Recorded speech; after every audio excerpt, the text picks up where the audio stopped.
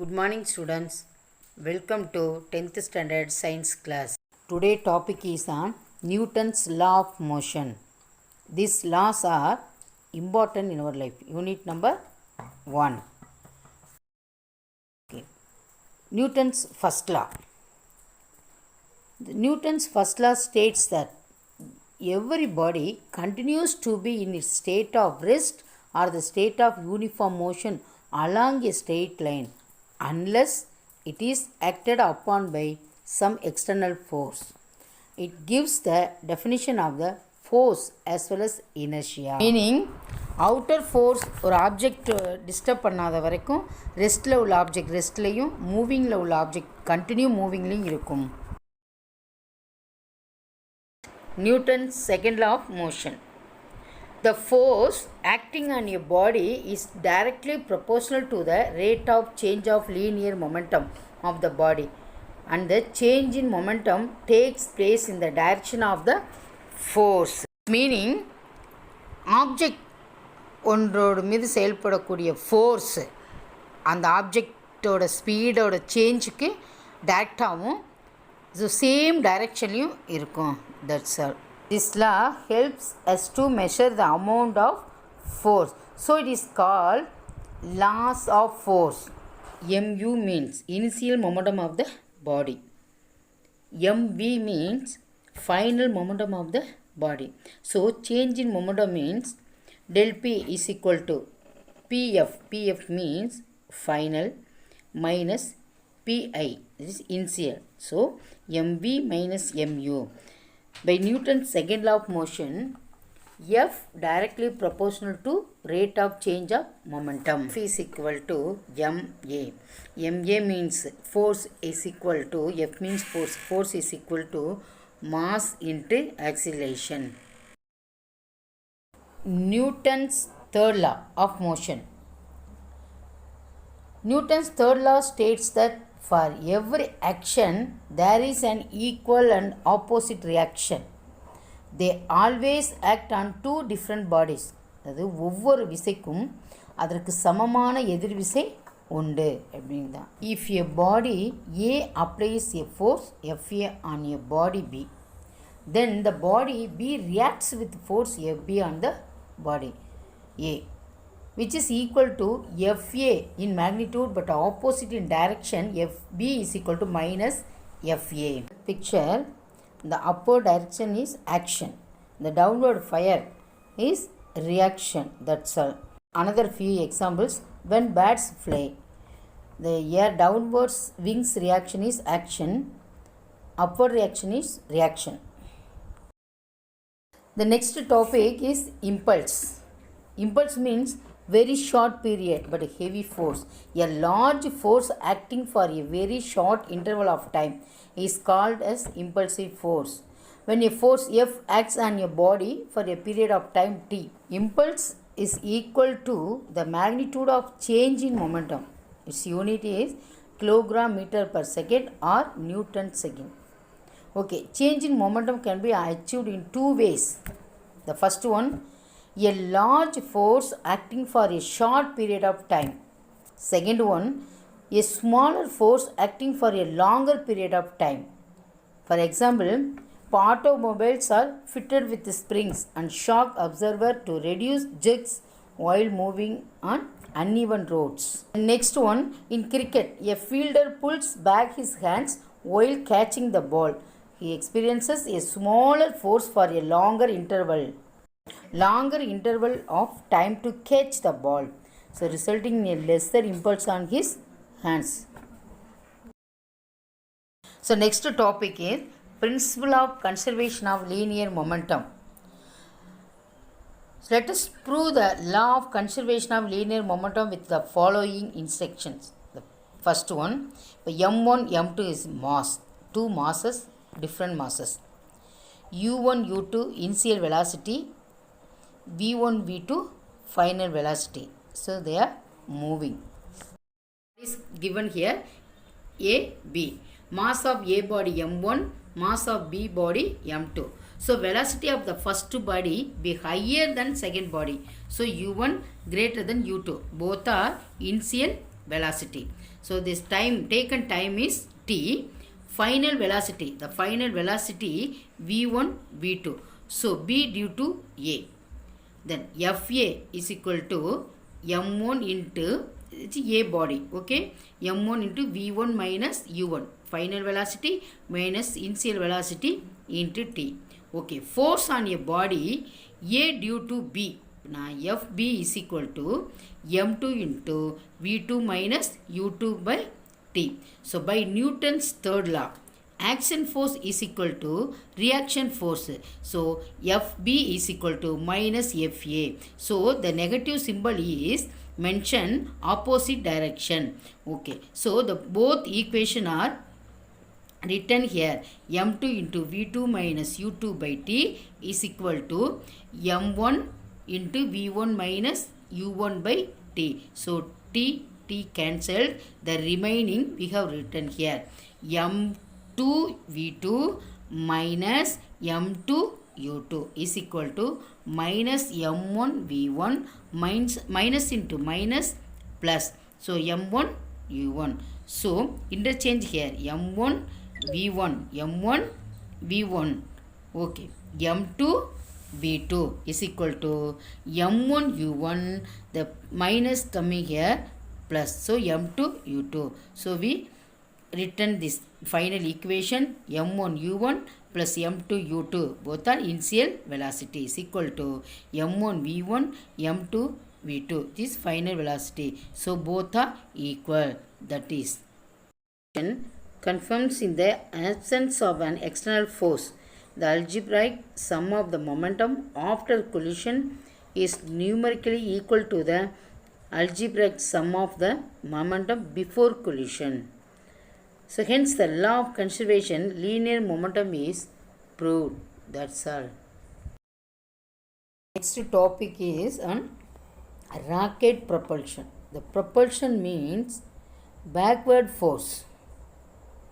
Propulsion of rockets is based on the law of conservation of linear momentum as well as Newton's third law of motion. We know very well rockets are filled with a fuel, either liquid or solid. When the rocket is fired, this fuel is burnt and a hot gas is ejected with a high speed from the nozzle of the rocket, producing a huge momentum.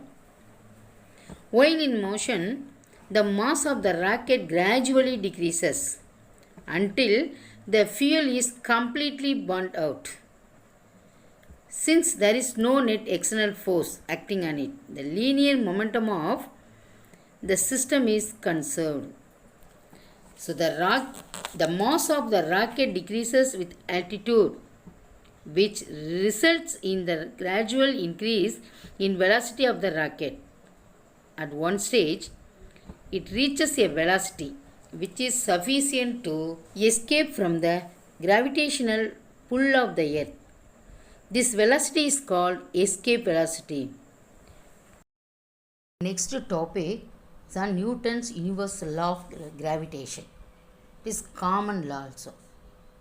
This law states that every particle or every object of matter in this universe attracts every other particles with a force. This force is directly proportional to the product of their masses and inversely proportional to the square of the distance between the centers of these masses. The direction of the force acts along the line joining the masses. The meaning of this law, every object attract each other in particular force.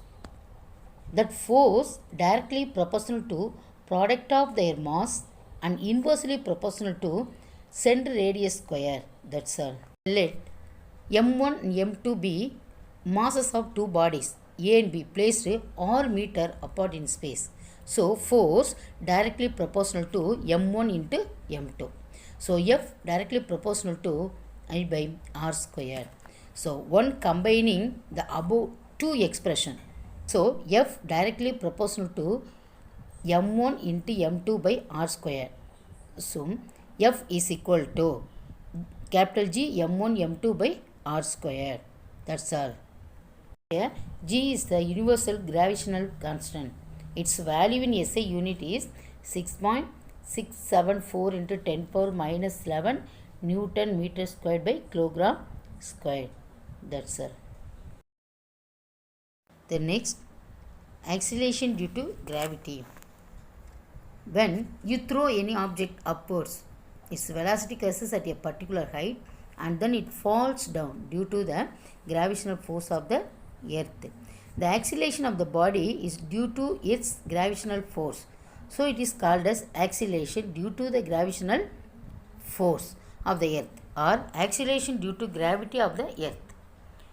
It is represented as small g. Its unit is meter per second square. This value 9.8 meter per second square. It is not the same at all points on the surface of the earth. That's all. Mass and weight. Mass is the basic property of your body. Mass of your body is defined as a quantity of matter contained in the body. Its SI unit is kilogram.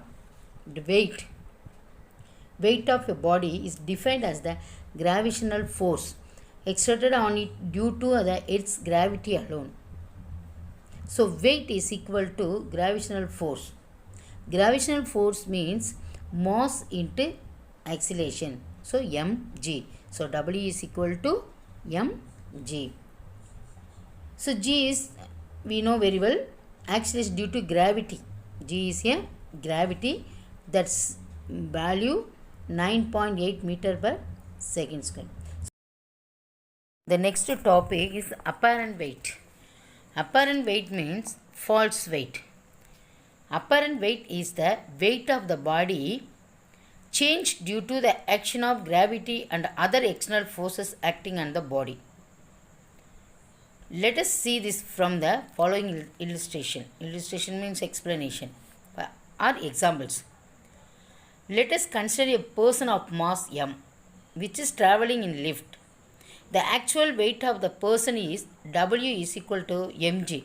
M means mass, G means gravity, which is acting vertically downwards. The reaction force changed by the lift surface or taken as apparent weight is acting vertically upwards. That's all. The topic is weightlessness. Have you gone to a park and taken a ride in a roller coaster or in a giant wheel?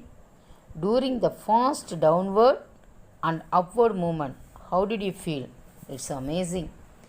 You actually feel as if you are falling freely without having any weight. This is called weightlessness. When the person in a lift moves down with an acceleration A equal to the acceleration due to gravity G. So A is equal to G. When A is equal to G, so acceleration is equal to gravity. This motion, the movement is called free fall. Here the apparent weight of the person is 0. This condition or state refers to the state of weightlessness. Okay. The same effect takes place while falling freely in a roller coaster or on a swing or in a vertical giant wheel. You feel an apparent weight loss and weight gain when you are moving up and down in such rides. Okay. Why astronauts feel weightlessness? Astronauts are not floating but falling freely around the Earth due to their huge orbital velocity. Since space station and astronauts have equal acceleration, they are under fall conditions. Here R is equal to 0. Hence both the astronauts and the space station are in the state of weightlessness. Here some example. Lift is moving upward with an acceleration A. Apparent weight is greater than the actual weight. Case 2. Lift is moving downward with an acceleration A. Apparent weight is lesser than the actual weight. Next, lift is at rest. Apparent weight is equal to the actual weight. Next, lift is falling down freely. Apparent weight is equal to 0. That's all. The last topic is application of Newton's law of gravitation. Helps in discovering new stars and planets. Helps to explain germination of roots is due to the property of geotropism, which is the property of root responding to the gravity. Helps to predict the path of the astronomical bodies. One of the irregularities in the motion of stars is called wobble. Lead to the disturbance in the motion of a planet nearby. In this condition, the mass of the star can be calculated using the law of gravitation. That's all. Next, solve the given problems. The first one, two bodies have a mass ratio of 3:4.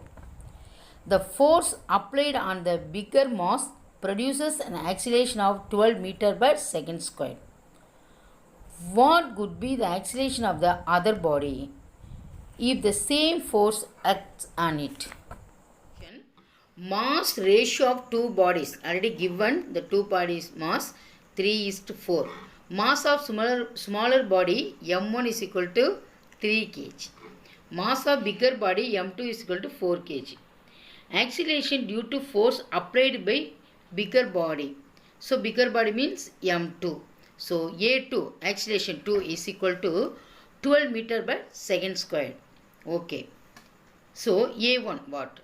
According to Newton's second law, F is equal to ma. So F1 is equal to minus F2. Why we put like this?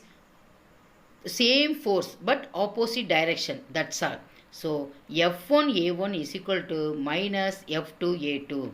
So 3 F1 3 into A1. We don't know A1. So A1 is equal to, already we know F2 4. The symbol is negative symbol, into A2 12.